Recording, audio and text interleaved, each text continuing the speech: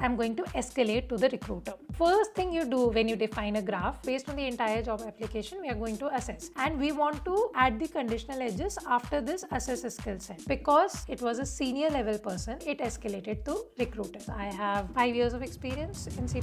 Now that so many LLMs are so easily available to all of us, creating awesome projects is actually very easy now. Honestly, think of any domain like healthcare, finance, tech, e-commerce, customer support, anything, and you can create mind-blowing projects for your resume or for learning purposes, and these projects will be damn impressive. And honestly, I'm saying it again, it is not hard. It is very easy to create these projects now. Let's get started with LangGraph.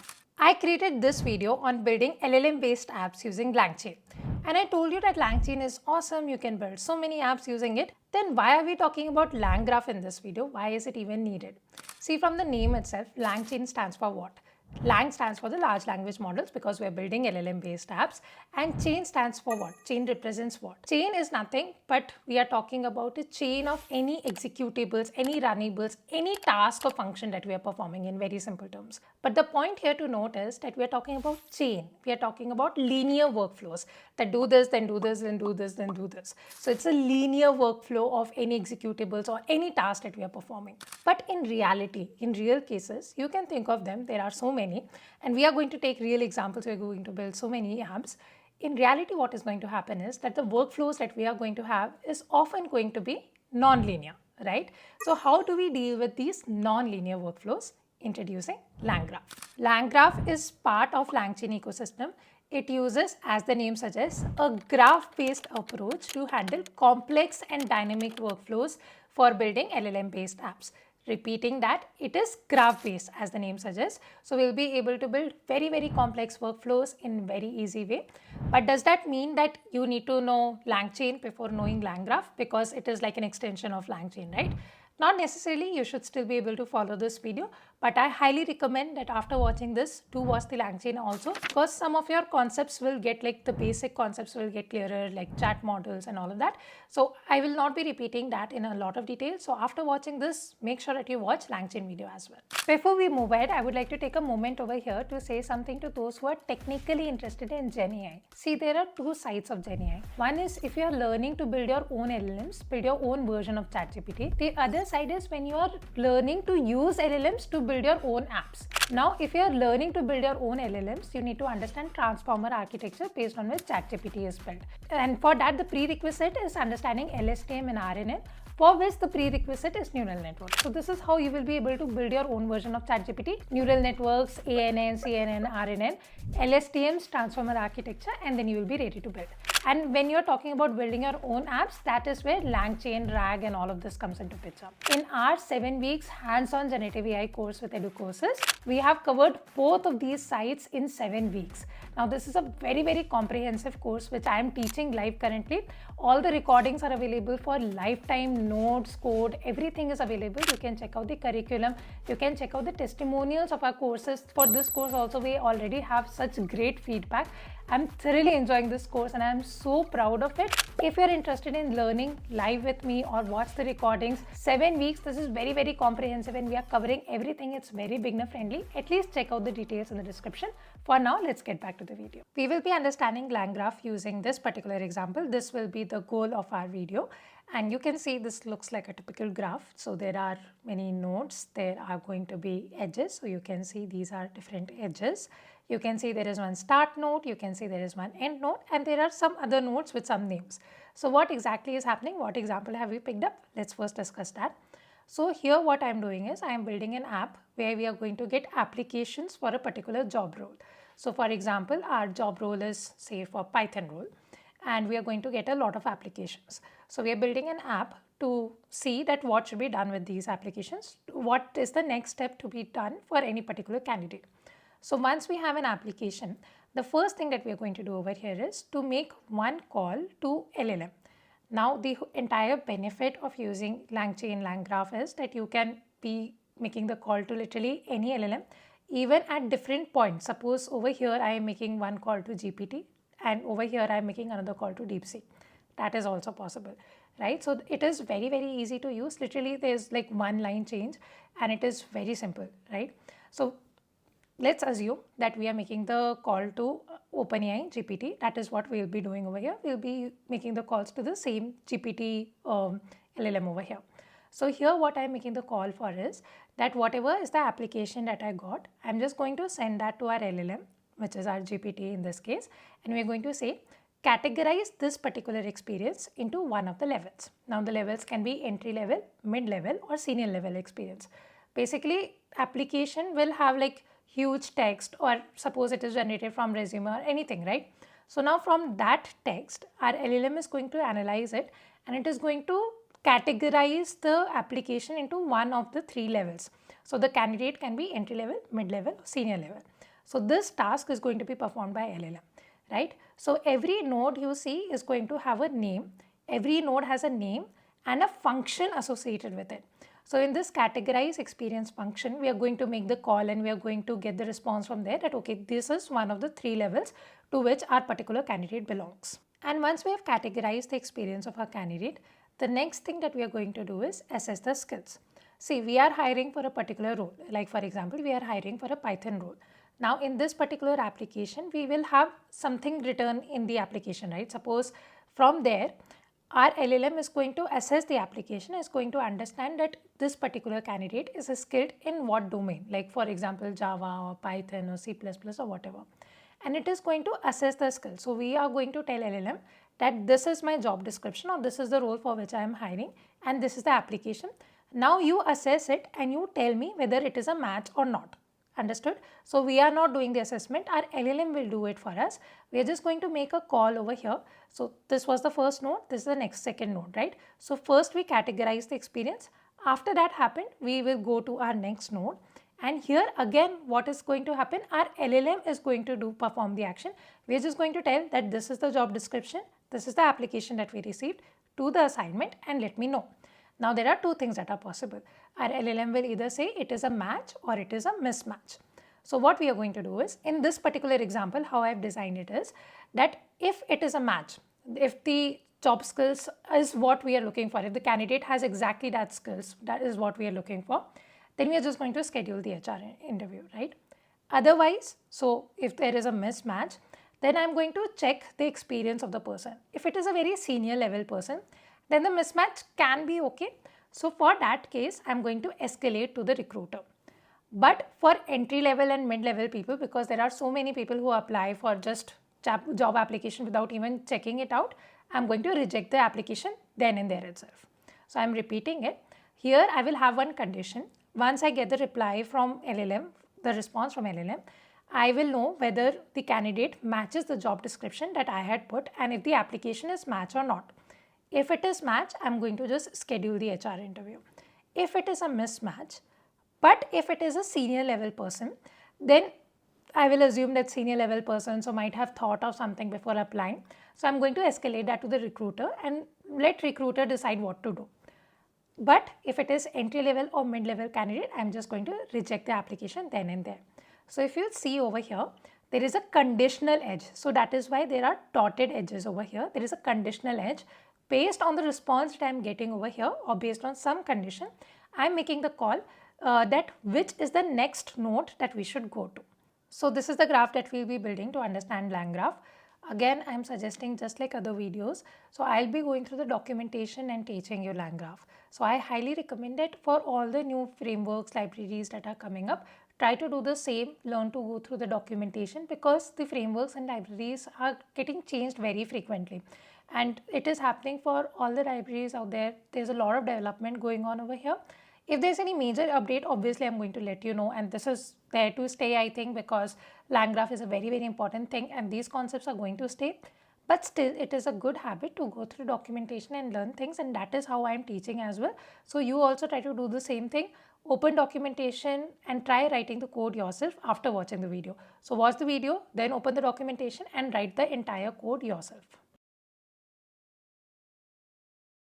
If you come to the LangChain documentation, here in the ecosystem itself, they have mentioned that LangGraph and LangSmith is part of the ecosystem. LangSmith is basically for inspection, monitoring and evaluation. So you can see they have written it.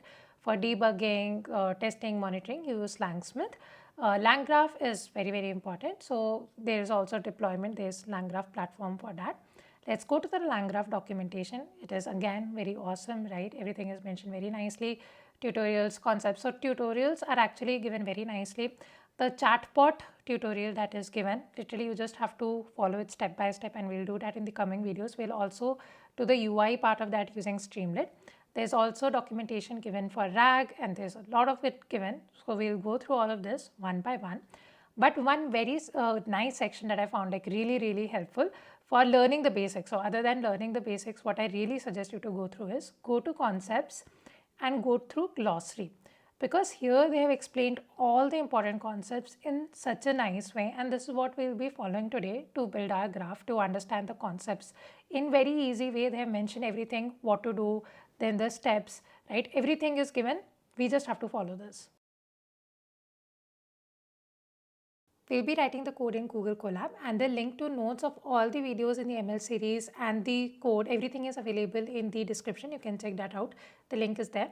And we are going to get started with some boilerplate code. First, I am going to be installing all the libraries that we need. So we are going to be using LangChain, LangChain Core, LangChain Community, LangGraph. So I'm just quickly installing all of it.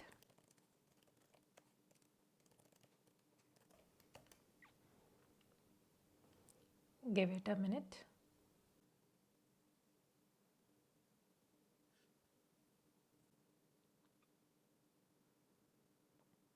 Now that the installation is complete, we are going to set up OpenAI API keys. So if you go to the keys part over here, you can see that I have a lot of keys and all of them are disabled. So I'm just going to enable it, copy the name of it, and I'm going to start using it. So I need to load it. So basically from google.colab, I need to import user data, and I'm going to be using OS to set the environment variables. It is already giving me autocomplete, but here instead of the name, I had this name, so I'm just going to copy paste that. So we have the key, so you can also print it to check. Before starting to build our graph, there is just one more thing that we need to do. We need to be able to connect with our LLM. And for that, we create something called chat models. This part I had already covered in the LangChain video, but still just quickly covering it again. See, whenever we need to interact with the LLMs, we create chat models. Now, these are different models for LLMs. Like for example, because here we are going to be using OpenAI LLM. So I'm going to be creating chat OpenAI. Like this, you can use chat Anthropic model or any model that you like, Mistral, anyone. Okay. So I'm going to be creating for OpenAI. So I am going to be importing from LangChain OpenAI. So they have chat models, and I'm going to be importing chat OpenAI. And I don't need this. I just need to create LLM. And just to show you some basic stuff, so now you can invoke any messages like this. So you can do who is the PM of India, and you should be able to run this, and you should be able to get the response. So you can see it is under the content section, right? So I'm not going to be focusing a lot on this. This part we have already covered. Now let's get started with building our graph. Coming back to the documentation, here we can see our graphs basically have three key components. See, from the names, nodes and edges, you should be able to understand a bit from the visualization of the graphs itself. Nodes are the nodes of the graph, and the connections are called edges. This is fairly easy. But the most important part in LangGraph is actually state. So it is very important. If you see over here, even in nodes, see, nodes receive the current state as input. They perform some computation or side effect and return an updated state. So state is very important. Even edges, so what they do is they determine which node to execute next based on the current state. Again, state is very important. So if I go down, you can see the first thing you do when you define a graph is define the state of the graph. So we know we need to define the state of the graph. How do we do that, and what is state first of all? See, state is nothing but schema of the graph. Now, what is schema of the graph? Basically, in very simple terms, the data that we are storing. Like for example, the example that we have taken, what all things will we store? We will store application, we will store experience level, we will store whether the skills matched or not, and some response, right? So these are all the data that we need to save, and this data is going to be updated as we go across the nodes. So initially, suppose we were in one node, and After that, we analyze the experience level. Now, when we go to the next node, the state would be updated, right? So that is exactly what we do in nodes. So we take the input, we perform some computation, and we return an updated state. So state is that data that is being updated. So that is going to be there throughout a workflow. Workflow meaning the graph flow that we have. So in one entire workflow, you're going to have one particular state. So if you execute again, your state is obviously going to change. But in that workflow, your state is going to be updated. Your data is going to be updated. We understood that we need to define the state of the graph. But how does it look like? See, state of the graph is nothing but a type dictionary. In very simple terms, it's just a dictionary where we are having extra type checking. Basically, for every data that we are going to store, like for example, we are going to store application or we are going to store anything, right? So that we are going to tell that this is going to be of what type. So in our case, suppose we say that our application is going to be of the type string. So we need to mention over there so that there is type checking to make sure that the state is like the data in the state is of the same type throughout the workflow. So we are going to create type dictionary, and that is how we are going to create the state. So let's go back to our code and let's start creating it. So we are going to create state, and here I need to have typed dictionary. And how to import that? See, it already gave from typing I am importing, or you can also import from typing extensions. I am importing type dictionary. And in this state, what are the things that we are going to keep? We are going to keep application. So that is going to be of the type string. We are going to have experience level, again of the type string. We are going to have skill match, again of the type string. So currently I am just taking everything as a string itself. So we are done defining the state of the graph. Let's see what to do next. Let's go back to the documentation. So here if we go back, the next thing that we obviously have to do is create the graph. So here it is given the StateGraph class is the main graph class to use. This is parameterized by a user-defined state object. So we just defined one state object, right? So that is the user-defined state object. We need to send that as a parameter to create the state graph. Obvious, right? So let's do that. Let's run this. And from LangGraph, I'm going to import StateGraph. And we are going to create a state graph that is going to be our workflow. And in this, I obviously need to send my state. So we are done defining our state graph. Now we need to start adding the nodes at the edges to it. In order to add nodes, let's go back to our documentation. And here if we go to the node section, here we can see that, see how they are doing it. Let's look at the example first. So they are also building one state graph. They are calling it builder. We called it workflow, right? And here in order to add node, they have called a function called add node. And here they are passing one node name. So this can be either my node, other node, this can be anything. This is the name of the node that you will see in the diagram. And this is the function corresponding to it. So every node is supposed to perform some action, right? That action will be obviously written in a function, in a method.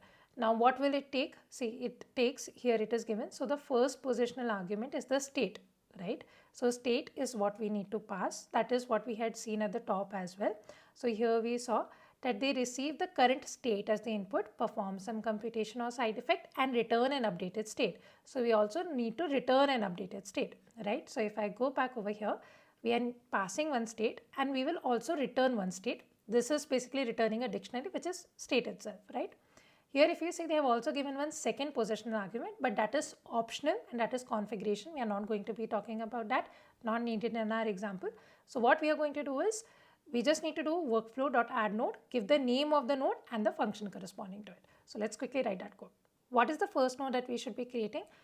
In our example, what was the first thing that we were supposed to do? Whatever application we are getting of the candidate, we need to categorize it to one of the three levels, entry level, mid level or senior level, right? So let's do that. We have the workflow now.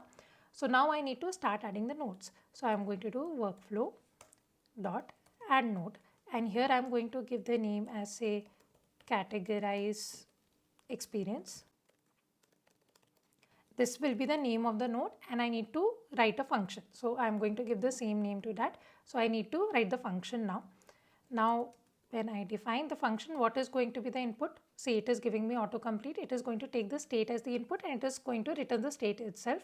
So obviously the return part I don't need to write, but it is obviously nice to write it. I'm going to write a simple print statement over here just for further clarity, and I'm going to write categorizing the experience level. And in this function, what am I supposed to do? I am basically supposed to make a call to my LLM and say that you categorize the candidate. I am not actually doing it. LLM is going to do us. We are leveraging LLM, right? That is why LLM based apps. So what do I need to do? I need to create a prompt to be able to send to my LLM. Now, in order to do that, I need to import. See, I could have actually imported in months and kept everything, but I just wanted you to understand that why am I importing whatever I am importing. So just for further clarity, I am just doing it as we are writing the code. So from the prompts, I am going to import chat prompt template and I am going to create a prompt now. And this part we have already covered it in the LangChain video, but just quickly covering it again. See, whenever we need to send something to our LLM, right? So we could either do just chain.invoke like that. But what if I want to give something as input? Like in this case, we have to give application as the input, right? So I need to form a prompt and pass that. Now, again, the prompt can be formed either from messages or from templates. So if you already know LangChain, this is like a quick revision for you. So I could also do it from messages, which is a concept. If you don't know that, it's fine for now. So what I am doing is I am forming from template, which is basically very simple. I am basically going to just pass this string, and this string is going to be used as the template. Now in this string, I could also pass my whatever is the input. Like in this case, the application itself is going to be the input that I am going to pass over here, right? So I am just going to write a simple string that based on the application, like the job application, just categorize into one of the three levels. So just give me 1 sec.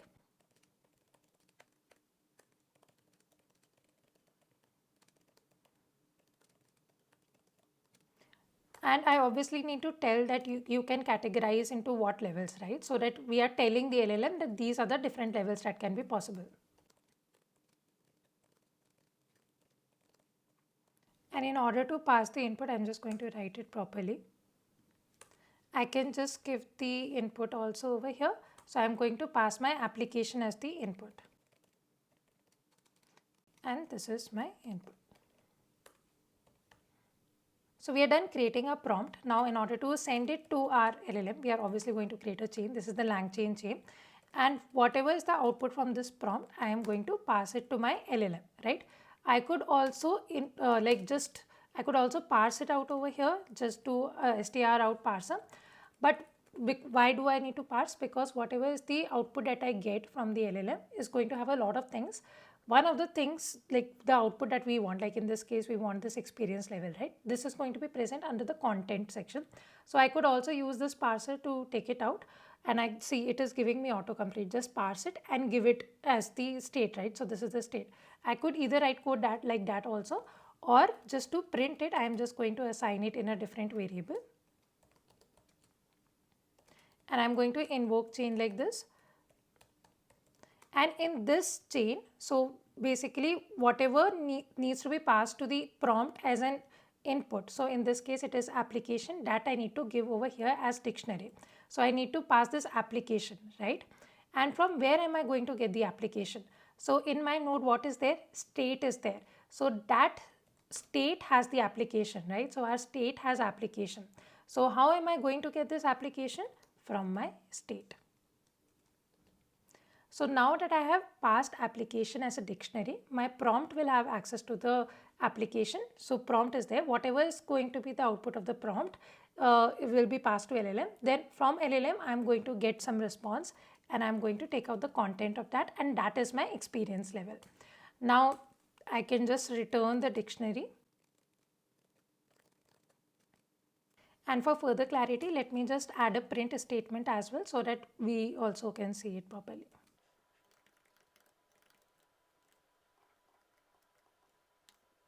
And that's it. We are done adding one node to our workflow. So basically we have added one node to our graph. Similarly, for the other nodes also, we need to start writing the different functions. So let me just quickly first write the functions for all the nodes, and then we are going to form our proper graph by adding the different nodes and the edges. First, let's quickly write the functions, right? So what are the different nodes that I'm going to have? One is categorize experience that we have already written. The next one was assess skills, right? Where we were actually assessing the skills of the candidates. And here again I am going to pass the state, so it is actually giving me the autocomplete state, and we have added a print statement assessing the skill set of the candidate, so that is great. See, here also I am just going to form a prompt, then do the change, exactly the same thing. Oh, it is also giving me an autocomplete prompt, chat prompt template, based on the following job application, assess the candidate's skill set. But here also, let's also mention that what are the job requirements, right? So based on the following job application, so based on the job application, say for a Python developer, so I am just giving two words, right? But in reality, obviously job description can be a lot, like you can give that what are the other tech stacks or the number of years of experience or anything, right? So you can give a lot of things, what are the libraries, the frameworks the person has worked on, or anything like that, right? So to the person, does the person have like DevOps experience? So you can give a lot of things over here, and based on the entire job application we are going to assess. And here I also want our LLM to respond with either match or no match. Again, I have the prompt. I need to pass that to my LLM. And again, I'm going to get the response, which will be skill match. And we are going to invoke our chain. In our application, we are going to have state application, and we are going to get the content out of it, from which we'll get the skill match, and we're just printing it and returning it, right? Similarly, so this is the second node. What are the other nodes that we have? So one is going to be for scheduling the HR interview. So when is this going to happen? If we have a match, right? So in reality, see, in real cases, obviously scheduling can be a task that you can perform, like you can probably trigger a mail or something like that, right? You can schedule properly, but currently obviously this is a demo, so I am just going to add basic print statements and return. And we are going to be scheduling the interview, so this is the print statement and just returning the response from there.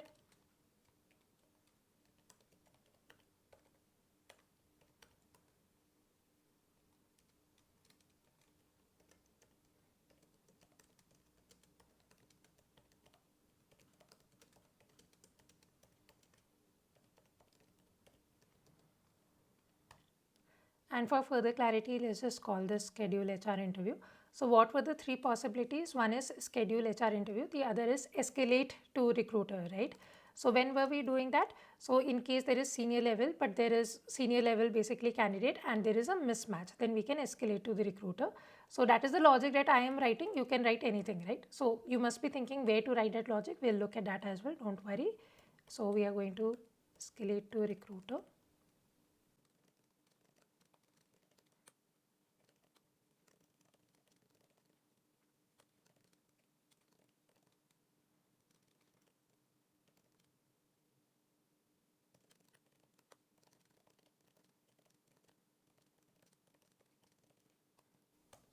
And the last case is that when we are going to simply reject.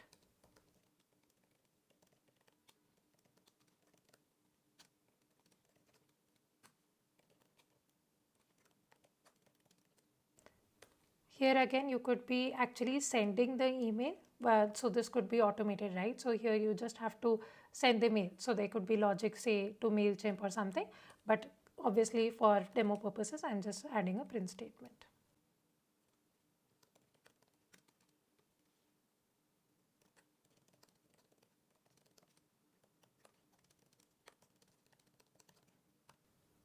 So these are all the functions that we needed. We already have one node, and let's start adding the other nodes as well. Quickly adding the other workflow nodes as well. So workflow.add node, and we're just going to quickly give the names and add. So I'm not adding over here because it is going to give me the error that this is already present. So I'm just going to add in the other cell. So I'm just going to just copy paste all the functions and give the same names. So as a skill set, and this is going to be the function. Similarly, let's just give for others as well quickly.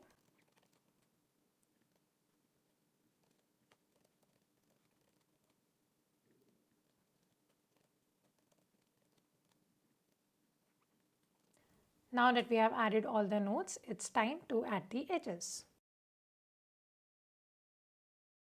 In order to add edges, let's go back to the documentation. Let's go to the edges part. And here it is given that there are different types of edges. So first let's look at normal edges. Here basically we have to give that we want to go directly from one node to the next. So we can just do graph.addEdge and node A to node B we want to go. So here we can just mention that these two nodes, add an edge between them. So the first edge that we also want to add is actually very simple. So all I am going to do is add edge. And what are the different nodes between which I need to create? So I want to create from categorize experience to the assess skill set part. So here I am adding a simple normal edge between categorize experience and assess skill set. But what after assess skill set? See, after we are done assessing skill set, we are making a decision based on the skills that whether we want to schedule HR interview or we want to escalate or do we want to reject the application. So let's go back to the documentation. Here there is something called conditional edges. And here it is given to us that when we do graph.add conditional edges, we can give after which node do we want to route.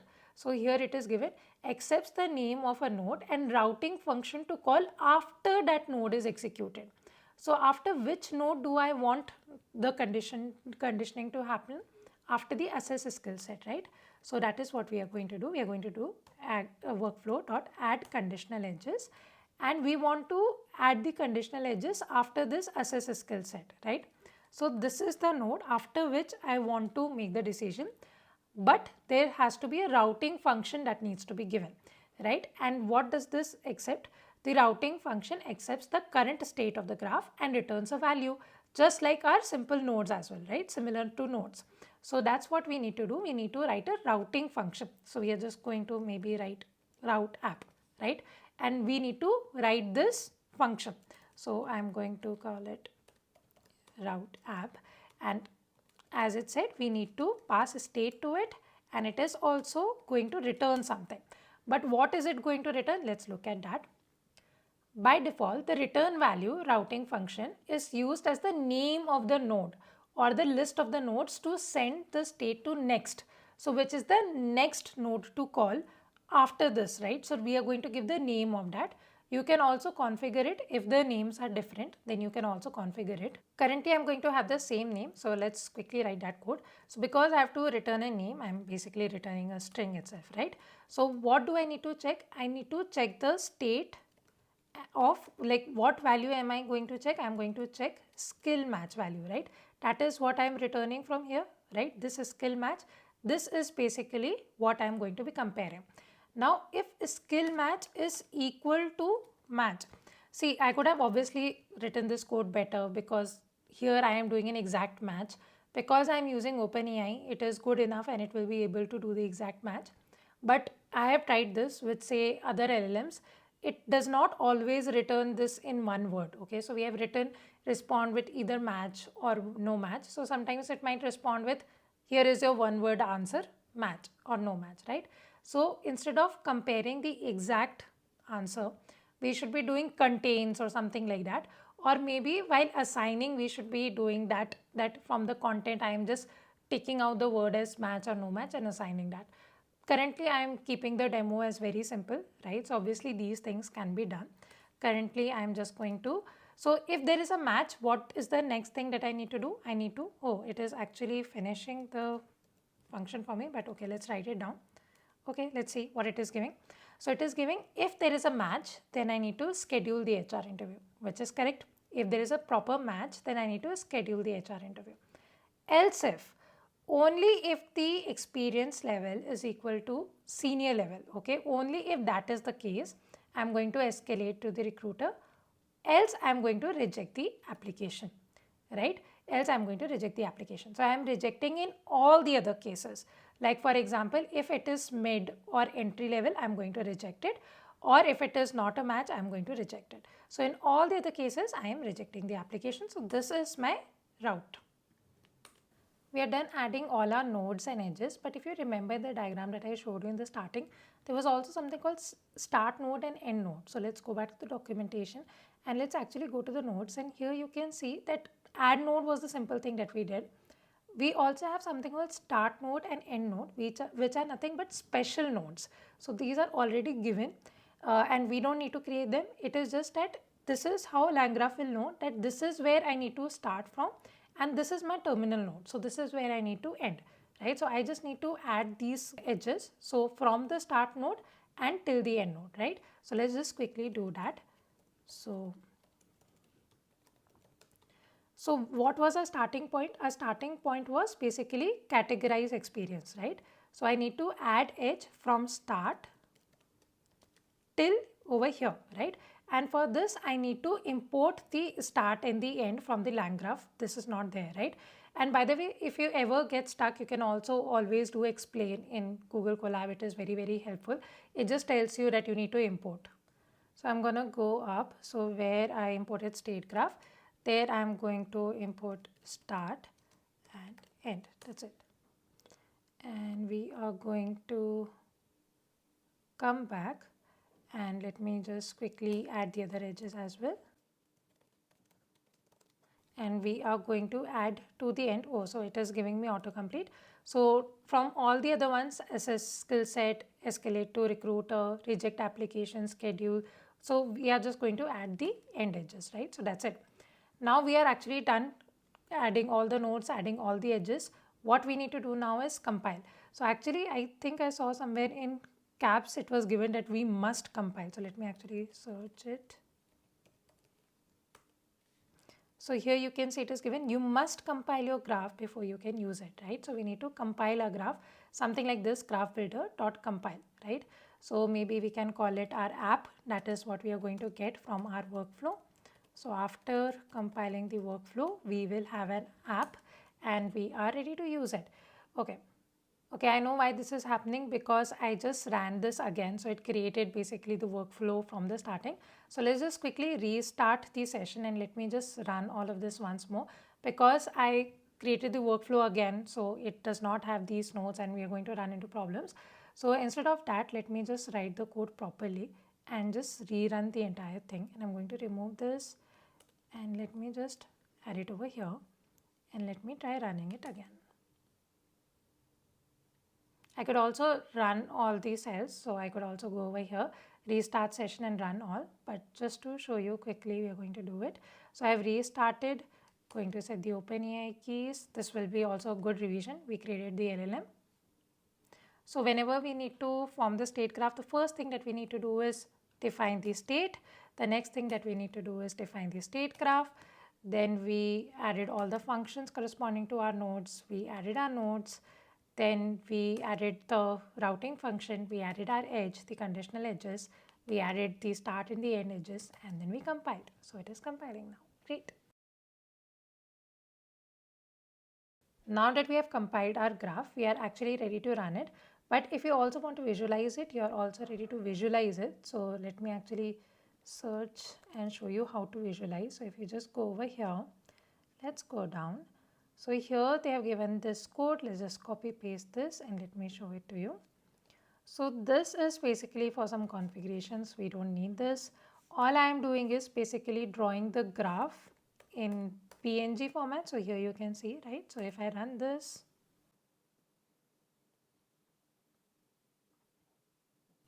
it took some time, but here it is, our beautiful graph. So congratulations. Let's just go through this once more. So this was the first node that we added, categorize experience. Then we added these nodes. We added this conditional edges, right? We started from start, we ended at end. So this is how our graph looks like. Let's put it to test now, right? So we have the app. Now we need to invoke it and we need to see the results, whether it is actually working or not, right? So we will actually be making the calls to LLM and let's see if we are able to actually see this. So I'm going to just write a simple function, maybe run candidate screening, and we are going to pass the application in this particular function, which is going to be nothing but a string for now. It could also be a PDF which you're going to read and then probably you can assess that as well. So there are a lot of things that you can do, but for now, keeping things simple, suppose we're getting an application in the string form. then we are going to get the results by invoking our app. So I'm just going to do app.invoke, and I am going to pass the application as the dictionary, and I'm going to, whatever response I'm going to get, I'm going to print it, right? But instead of print, for now, just let's return the whole thing, right? Because I'm going to print that as well. So let's just, let me write it properly. I know this is kind of redundant, but this is for clarity.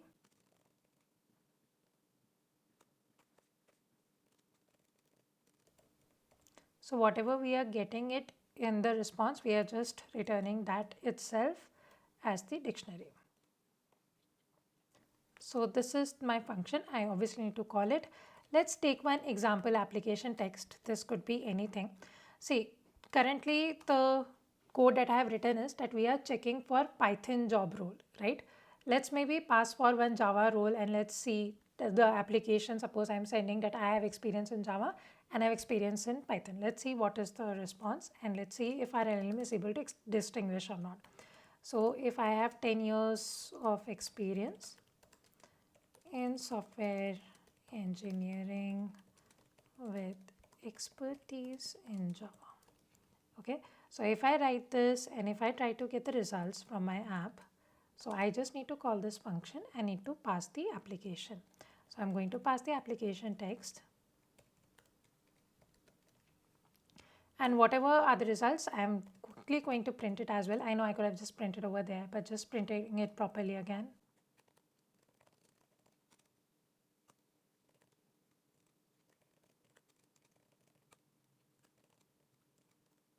So whatever the results, I'm just going to print them again quickly. And let's just try running this and let's see if it works or not. So categorizing the experience level of candidate as senior level. So 10 years it thought of as senior level. Assessing the match, it assessed it and it was able to say that there is no match because we said in Java, and it had what? It had in Python. The job role that was expected, the job description was in Python, right? Because it was a senior level person, so it escalated to recruiter, right? If it was mid-level or if it was entry level, it would not have done that. Let's actually check it out, and I've just printed the same thing again. So these are the print statements that we added in the notes, and this is the final computed result. So if I have 1 year of experience, and suppose in Java itself, let's see what's going to happen. So because I have only 1 year of experience, I am now entry level, the candidate is entry level. And because there is no match, we just reject it, right? So we send the rejection mail. See here, because there was a senior person, we had escalated to recruiter. Because now there is 1 year of experience, we are sending the rejection mail. Let's try more. Suppose I have any years of experience, okay? So suppose I have no experience. I have experience in software engineering in Python. Let's see what's going to happen.